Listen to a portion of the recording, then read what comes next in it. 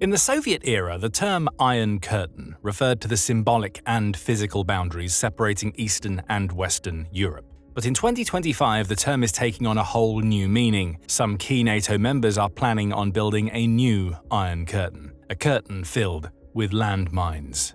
Ukraine is leading the charge with a 3,000-kilometer or 1,864-mile Iron Curtain of mines that are rising up on its border with Russia. But it's not the only one. 5 NATO members are considering building iron curtains of their own that will see anti-personnel mines make a huge comeback as Europe prepares for war with Russia.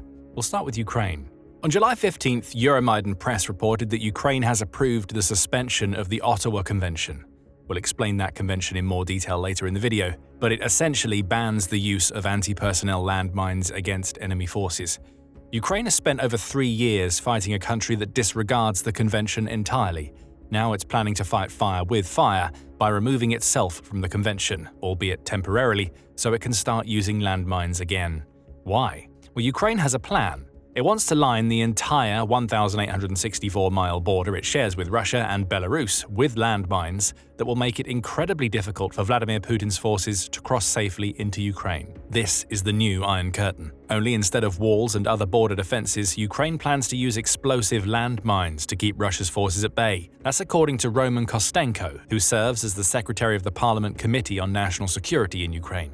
He says Ukraine has no option. Considering the over 3,000-kilometer border with Russia and Belarus, it is necessary to create a minefield at least several dozen kilometers wide, a preventative defense, Kostenko proclaimed when Ukraine announced its temporary suspension of the Ottawa Convention. Kostenko also adds that landmines would help Ukraine bolster its border defenses and create fortifications that stop Putin's forces in their tracks. Right now, he says Ukraine's defenses aren't up to the job. The enemy bypasses them, Kostenko claims. They are not always built in the right places. Fortifications must be guarded or be part of a combined system with mine barriers. One without the other does not work. This is big. Ukraine is saying that it's about to go against a treaty designed to guard against the horrors of landmines. Not because it wants to. It sees it as necessary because of Putin's invasion and the fact that Russia is happy to use mines of its own to devastate Ukraine's forces. To understand why this is such an important move, we need to dig deeper into the Ottawa Convention. Created in late 1997, the convention called for a ban on the use of anti-personnel mines across all areas of warfare. The treaty was open to potential signatories, the UN says, and it currently has 165 states who are party to the convention. Russia isn't one of them, according to the Arms Control Association, and that's the problem. The UN claims that the treaty has led to a virtual halt in the production of anti-personnel landmines since its inception.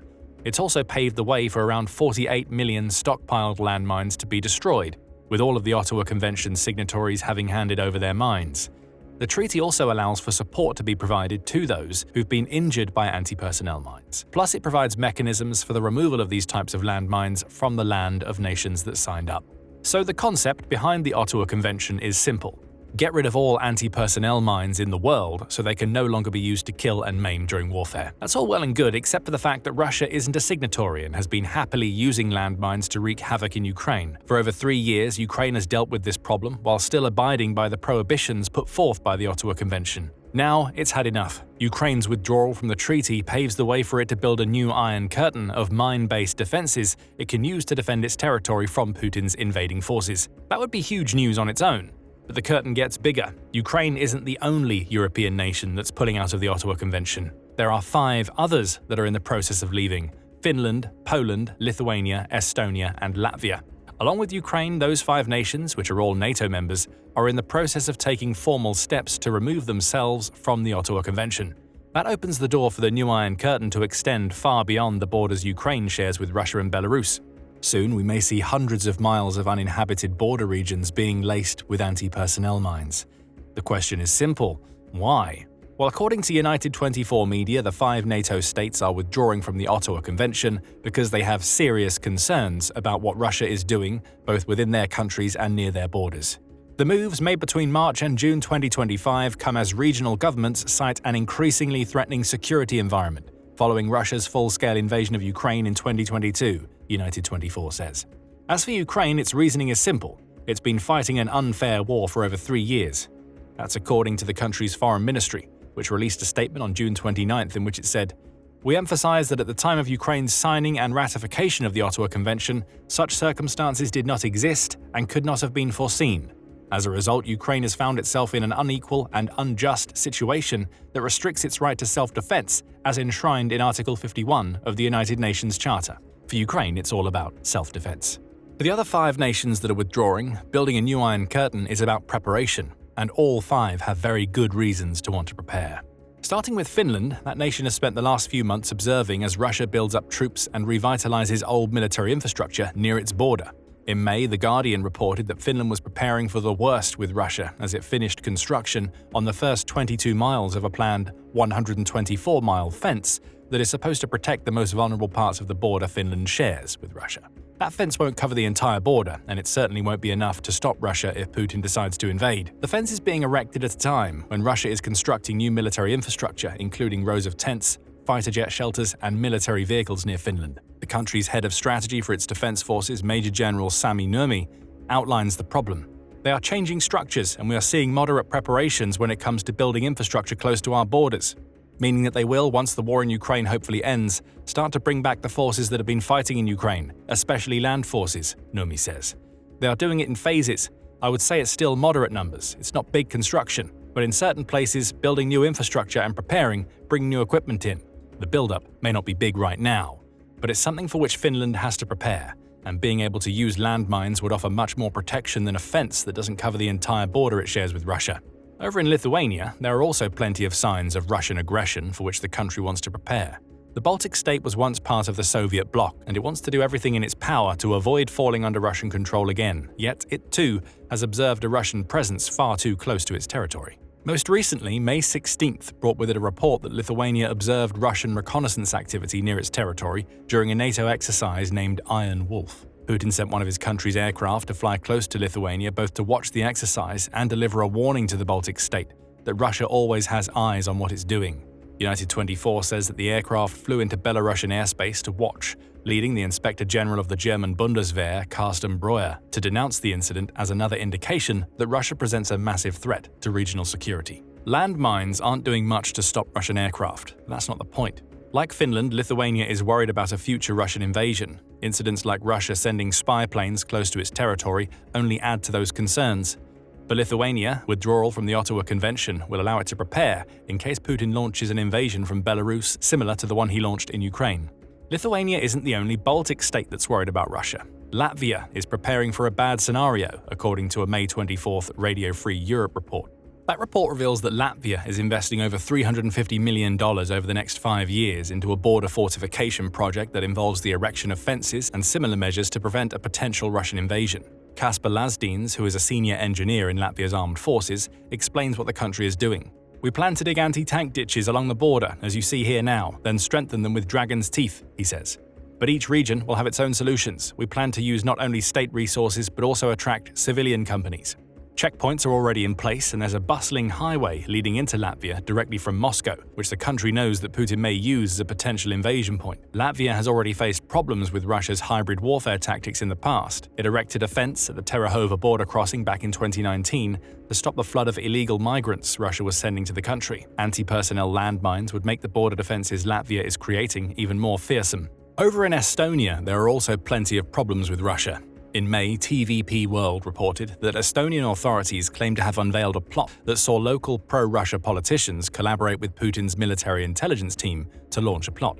They would create a paramilitary force inside Estonia to overthrow the country's government. The plot involved the leader of Estonia's pro-Russia political party KOS, which stands for Together, along with other key figures in the party. A trial is ongoing. But what this shows us is that Putin has eyes on Estonia, just as he does with the other Baltic states. The formation of a paramilitary force inside the country might have required the insertion of Russian agents into the state, which would mean Russians crossing the border. It might also have set the stage for a later invasion if the paramilitary force failed. After all, Putin's initial campaign of aggression against Ukraine in 2014 involved Russia riling up separatist forces in the Donetsk and Luhansk regions. That was ultimately a prelude to the full-blown invasion Russia launched in February 2022. You can probably guess why Estonia wants to be able to use landmines to guard its borders from that alone. Then there's Poland. In April, a Russian spy chief named Sergei Naryshkin warned that Poland, along with the 3 Baltic states we've just spoken about, would be targeted in the event of NATO aggression. The country would be among the first to suffer, Naryshkin claimed. Poland and the Baltic republics are particularly aggressive, at least in words. They are constantly rattling their weapons, he claimed. They should understand, although they do not yet understand, that in the event of aggression from the North Atlantic Alliance against the Union state, damage will certainly be inflicted on the entire NATO bloc, but to a greater extent, the first to suffer will be the bearers of such ideas among the political circles of Poland and the Baltic countries. You can't get a clearer threat than that. Poland has also had to deal with Russia's airstrikes in Ukraine creeping ever closer to its border. In July, it was forced to scramble its fighter jets after Russia launched a strike that targeted the city of Lviv. Russia fired 623 aerial weapons, including drones and 26 of its Kh-101 cruise missiles in that strike, killing 13 Ukrainians and injuring 46 more across 7 regions, says Newsweek. For Poland, the strike served as a reminder that Russia is an ever-present threat. Throw the Kaliningrad exclave into the mix, which borders Poland and has previously been home to around 12,000 Russian troops, and you get another border threat. Plus, like the Baltic states and Finland, Poland also had to deal with the Soviet yoke in the past. All 5 of these nations feel threatened by Russia. Their withdrawal from the Ottawa Convention shows that they want to prepare by using landmines to guard their borders. Ukraine has the same reasoning, though it's actively fighting Russia, where the other 5 are preparing for a threat. Still, the new Iron Curtain is edging closer and closer to becoming a reality. That leads us to another question: why landmines? Part of the reason comes down to something we mentioned earlier. All of these nations want to fight fire with fire when it comes to Russia. Ukraine's foreign ministry made that point when it noted that it's been fighting an unjust war with Russia on the basis of it not being able to use the same weapons that Russia is using. Anti-personnel landmines are front and center of that list of unused weapons for Ukraine. Russia has had no issues using landmines extensively since Putin invaded. Despite claiming in November 2020 that it shares the goals of the treaty and supports a world free of mines, when referring to the Ottawa Convention, Russia has littered Ukraine's landscape with the deadly weapons since February 2022. The Kyiv Independent says that Human Rights Watch had already confirmed that Russia was using 13 types of anti-personnel mines, along with the same number of models of anti-vehicle landmines in Ukraine by December 2022. That usage was so extensive that around 30% of Ukraine's territory had already been contaminated by the weapons less than a year into the Russian invasion. It only got worse from there. The Centre for European Policy Analysis, or CEPA, said in November 2024 that the percentage of Ukrainian territory that contains landmines had risen to 40%. Both Ukraine and Russia were laying them at that point, though Ukraine had limited itself to the anti-vehicle landmines that aren't banned under the Ottawa Convention. Major General James Cowan, who heads the landmine clearance group, the Halo Trust, explained the extent of the problem at the time. The scale of this challenge is staggering, he told CEPA. If the Halo Trust alone were tasked with clearing 2 million mines in Ukraine, it would take approximately 127 years under consistent funding conditions. 2 million landmines in Ukraine. And the more worrying thing for the nations that now want to build a new Iron Curtain is that 2 million is just a drop in the ocean. As one of the few major nations that didn't sign up for the Ottawa Convention, Russia has been free to build a massive stockpile of anti-personnel mines. A November 2024 Statista analysis suggests Russia has more mines than any other country, with a suspected stockpile of 26.5 million. Nowhere else even comes close, and the Ukraine war has shown that Russia is more than willing to dig into that stockpile to hurt an enemy.